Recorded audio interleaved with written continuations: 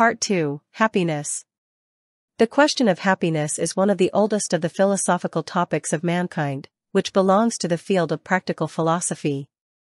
The learned men of ethics and sociology are engaged in the discussion of its nature, conditions, causes, barriers, and its inconsistencies, and if the question of happiness and adversity is raised in speculative philosophy and theology, it is related to one of the minor points of this problem, that is, whether happiness, as well as adversity, is confined to the physical and material, or it is of the following two types.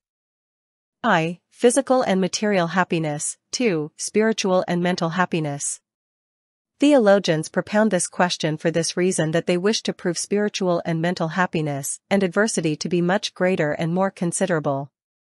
Buali, Avicenna, in section 8 of Asharat, and Sardo El Motl Hin, in volume 4 of Asfar, in propounding this matter, consider only this branch of the question of happiness, and have disregarded other aspects of it. On the other hand, we have not so far come across a comprehensive discussion of this topic in Islamic and non-Islamic books of philosophy.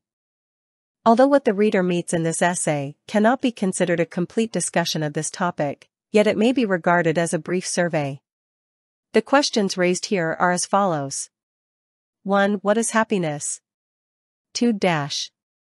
Happiness and pleasure. 3. Is man by nature desirous of happiness? 4. Happiness and aspiration. 5. Happiness and satisfaction. 6. A social discourse. 7. Types of happiness. 8. Stages of happiness. 9. Factors and causes of happiness. 10. An overview of a series of discussions. 11. Does man need guidance to attain happiness? At first, both happiness and adversity seem to be clear in meaning, and if there is an ambiguity and difficulty, it is related to other problems. For, if you ask anyone whether he desires happiness, he will without hesitation give an affirmative answer. And if you ask, what about adversity, you will undoubtedly hear a negative answer. No one pauses before this question, and no one says, explain the meaning of happiness and adversity first, so that I may see which one I desire. Therefore, it is evident that both happiness and adversity have a clear meaning for all people. And so they are among the matters which need no definitions. But I should say that it is not enough to suppose that happiness needs no definition. Many ideas seem like that at first, but as soon as we employ the Socratic method, and compare that meaning with other meanings which are close to it and analyze it, we see that clarity gradually gives its place to a kind of ambiguity and indefiniteness. Happiness is for many people synonymous with pleasure, tranquility, success, attainment of desires, joy, satisfaction with the course of events, and similar others. But as soon as we compare happiness with each of these, we see that those are appropriate in meaning, yet these ideas are not quite the same. Therefore, it is necessary first to make their comparisons so that later on during these comparisons we find a definite meaning for happiness.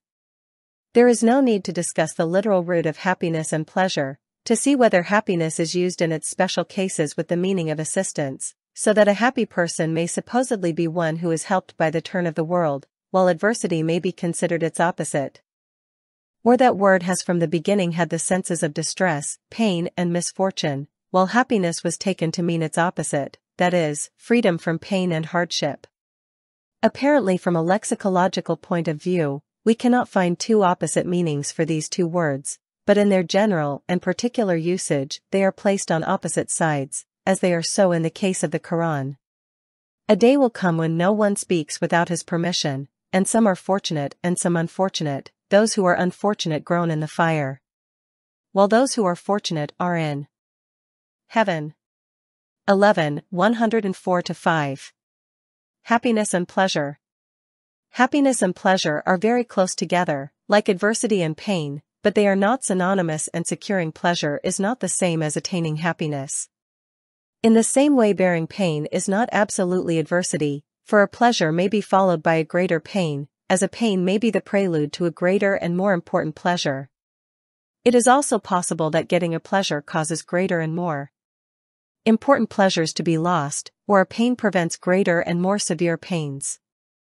In all these cases the reality of pain and pleasure is preserved, that is, we should not suppose that a pleasure which prevents a greater pleasure, or causes a greater pain is no longer a pleasure. But such a pleasure is not happiness. In the same way, a pain which is the prelude to a greater pleasure or checks a greater pain must not be viewed adversely. Happiness is applied to something the attainment of which causes no regret, and adversity is tolerating something which cannot by any means be accounted for, that is, man has adopted the sense of happiness for his final desire, and adversity for its opposite point, namely, what he should always avoid. In other words, happiness is man's unconditional wish, and adversity is his unconditional abhorrence. Therefore, if a person or a faith or school claims bringing happiness to mankind, it means, what I claim to show direction for, is not something better than which could be supposed. But pleasure is not so. If someone claims giving a pleasure, whether it involves a greater pain or the loss of a greater pleasure, the case is different. Pleasure is related to a special power and ability of men or animals. But happiness depends on the whole powers and abilities and living aspects of man. Pleasure is the ruler of the pleasant and unpleasant, while happiness is the ruler of what is advisable and inadvisable. Pleasure is related to the present, while happiness extends equally over the present and future. Pleasure as well as pain are related independently to every aspect of man's life, while happiness is an overall matter. For this reason, it is easy to distinguish pleasure and pain, while it is very difficult and sometimes impossible to distinguish happiness and its opposite. A psychologist who recognizes only mental processes is able to express an opinion about pain and pleasure, while expressing an opinion about happiness and adversity is a philosopher's concern, since he claims to know the world, the society, and Renan. The kind of opinion of that philosopher about happiness and adversity, completely depends on his knowledge of men and of the world. For this reason, the suggestions of philosophers about happiness are so very much different from one another. One of them considers happiness as securing pleasure, while another thinks it to be abandoning pleasure and killing the will. Someone pays attention to material things, and another to the spiritual. One of them considers this moment important, and another chooses far-sightedness as his motto.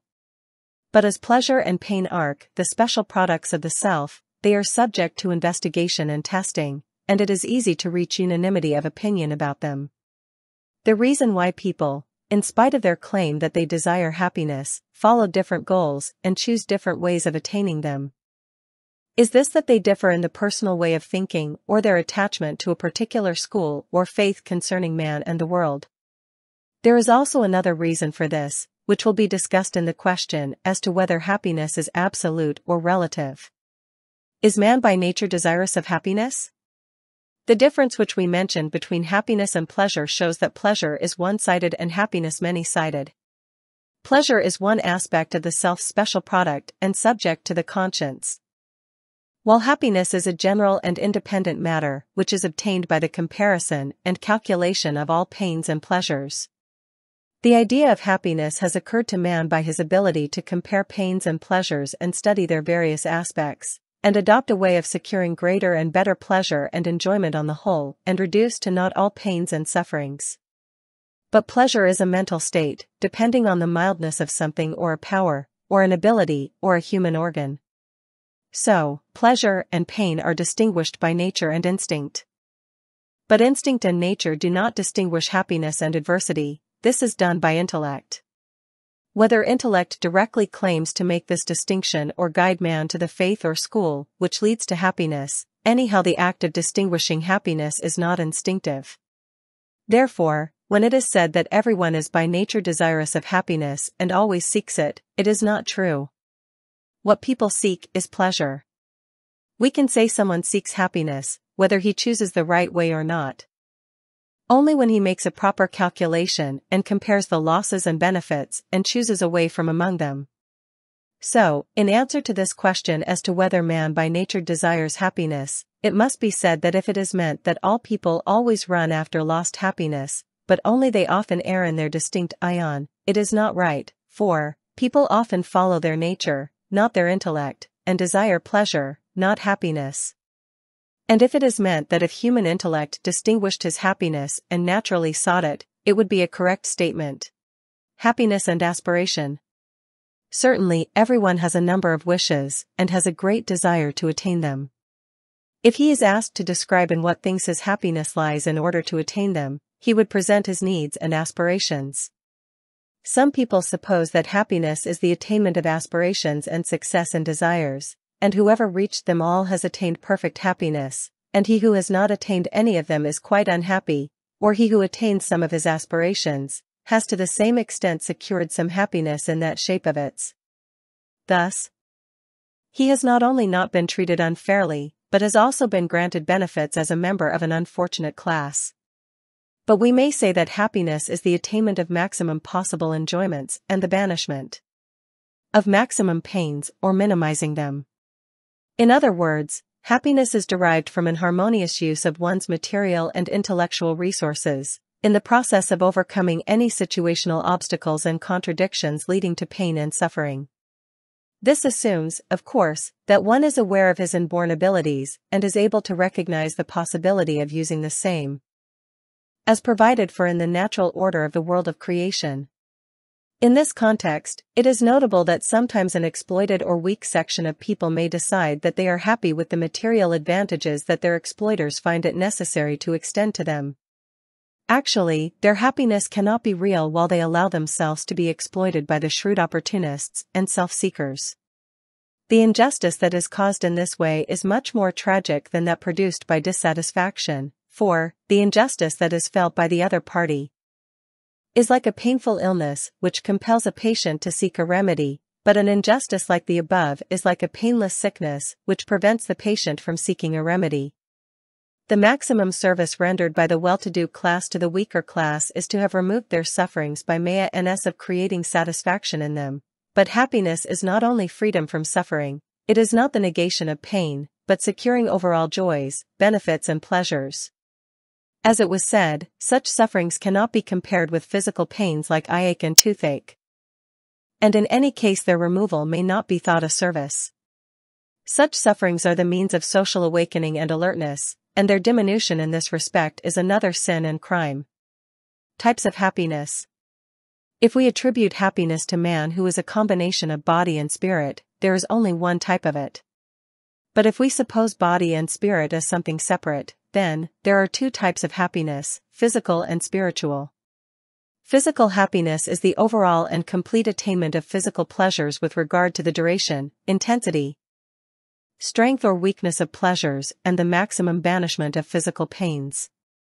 Spiritual happiness is the overall and perfect attainment of spiritual pleasures and the maximum removal of spiritual pains. We may also separate the happiness of each organ from that of the other organs, and divide it on the basis of each power and organ, such as the happiness of sight, hearing, reason, etc. However, in any case, happiness is different from pleasure. Happiness of sight is different from the pleasure of sight. Something may give pleasure to the eye, but as it may involve a loss to the eye, it cannot be considered happiness. Unlike pleasure, when we attribute happiness to anything, whether it is to man, body or spirit or an organ, we must not ignore its overall significance. Stages of happiness. Pain and pleasure, which are the main bases of adversity and happiness, respectively, have stages. Their impact differs from individual to individual. Individual differences in feeling pleasure, or perceiving it, are evident not only in physiological satisfaction and enjoyment, but in intellectual, aesthetic and religious perceptions. Human beings are created with naturally different capabilities and talents. Accordingly, the degree and stages of happiness are different, and individuals do not attain the same level of happiness. Moreover, external factors which give activity to talents or check pains and sufferings are not equal for all people. So, happiness which depends on these factors will be different. Happiness is an overall attainment. This overall attainment may take place in a perfect manner and to its utmost limit, or it may be otherwise. For this reason, there appear stages and degrees of happiness. What we have explained so far shows that happiness is wholly dependent on the motion and evolutionary course and human attainment of perfections for which he has potentiality. So happiness is related to perfection, but motion and movement are not in themselves perfection, but the means of attaining perfection, that is happiness. happiness and perfection are of the same order. Now we can approach a higher meaning of happiness, and consider happiness and essence as fellow writers. Each creature in proportion to his capacity for development enjoys happiness. This capacity for development is proportionate to his proximity to the descending or ascending curve to the everlasting source and origin of existence, and human beings benefit from happiness in proportion to their proximity to this origin, and suffer from adversity in proportion to their remoteness from it.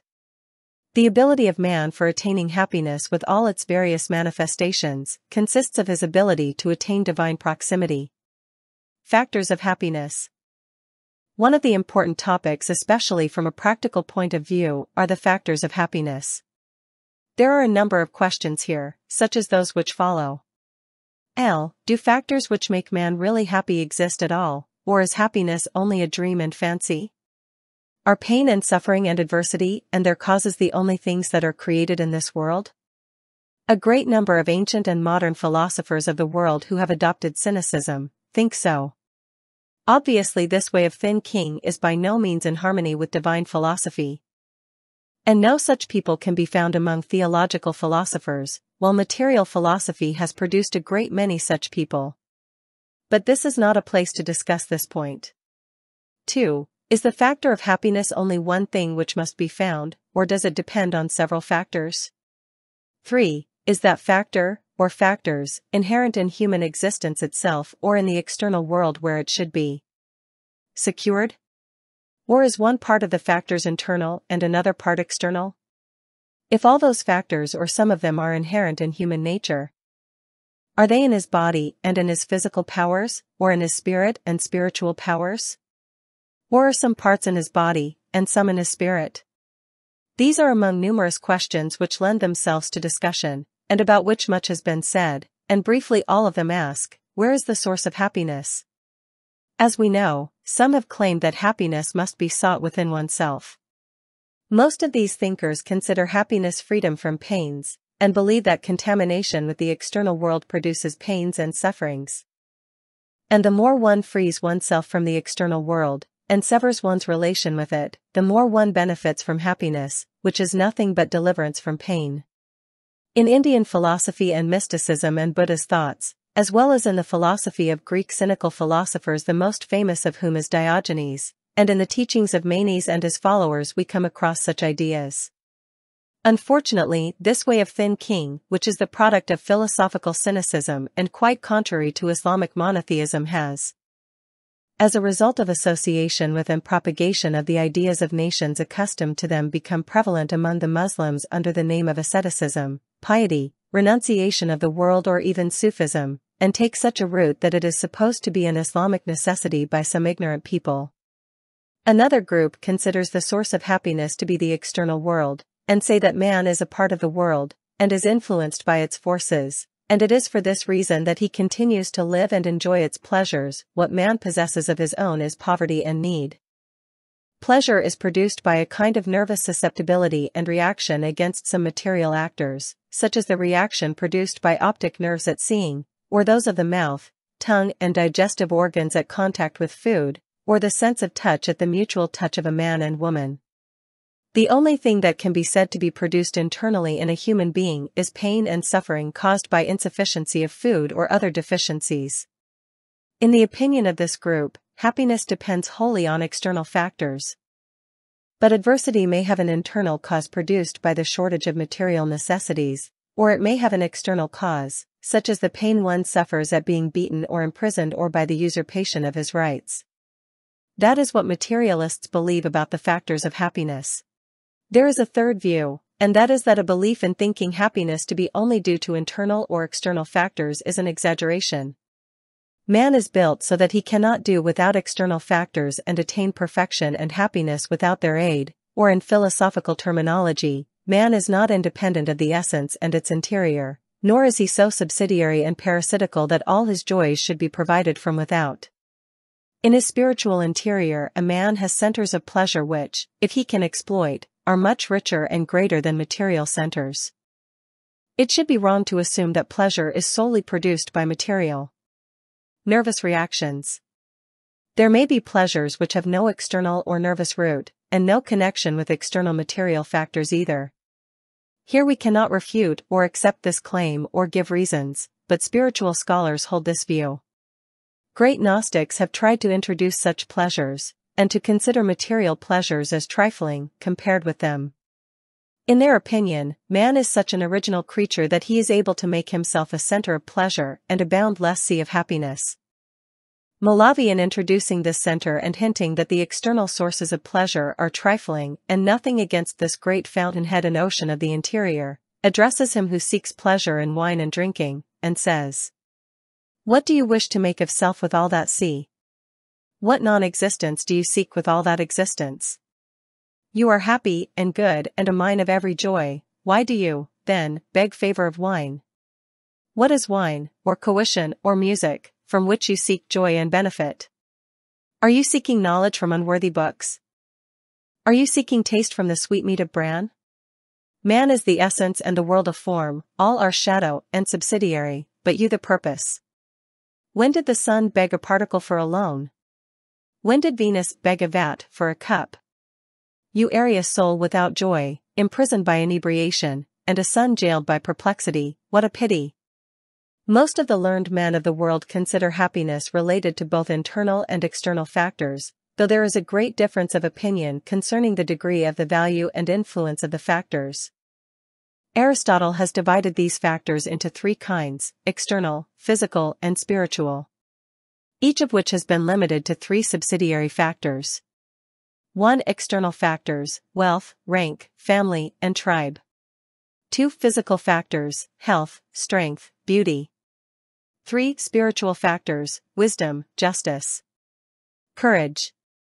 Obviously, the factors of happiness cannot be confined to the above ones, and in each of the three factors, other factors may be mentioned such as the social environment suitable for progress, freedom, security, favorable natural and geographical conditions, fine race, children, worthy consort, sincere friends, all of which are external factors. Then there are a good voice, work, good deeds, which are physical factors, and lastly there are faith, noble sentiments, mental health, a strong will, artistic and technical talents, etc., which are spiritual factors.